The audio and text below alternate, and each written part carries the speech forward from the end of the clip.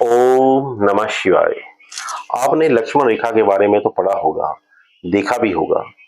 क्या आप जानते हैं कि लक्ष्मण रेखा का वर्णन ना तो तुलसी जी की रामायण में कहीं है, ना ही वाल्मीकि रामायण में कहीं है। तो लक्ष्मण रेखा आखिर थी क्या? क्या है इसकी असलियत? असल में इसका नाम सोमतिथि विद्या है। ये उस समय की बहुत ही उन्नत साइंस थी।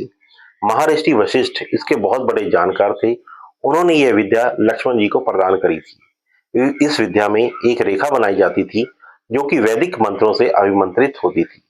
ये मंत्र एक प्रकार का कंट्रोल सिस्टम या कोड सिस्टम था जो सोमनाथ कृतिक यंत्र से जुड़ा होता था। आप इस यंत्र को इनविजिबल वार सैटेलाइट भी कह सकते हैं।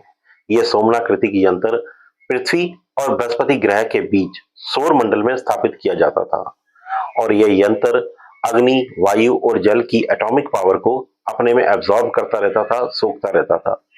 जरूरत पड़ने पर इस यंत्र को उल्टा करके एक खास लोकेशन पर सेट कर दिया जाता था। जब भी कोई अवांछित या अनडिजायर वस्तु उस रेखा को पार करती, तो उस रेखा से अग्नि और विद्युत, फायर और इलेक्ट्रिसिटी की एक लेजर बीम टाइप निकलनी शुरू हो जाती थी। रिंगी ऋषि के अनुसार लक्ष्मण जी इस विद्या में इतने प्रांगत, इतने एक्सपर्ट हो गए थे कि इस सोमतिथि विद्या को लक्ष्मण रेखा का नाम दिया गया। महर्षि दधीची और महर्षि शांडिल्य भी इस विद्या के जानकार थे। आखिरकार इस विद्या का प्रयोग महाभारत युद्ध में हुआ। आशा करता हूँ ये जानकारी आपको पसंद आई होगी। हर हर महादेव।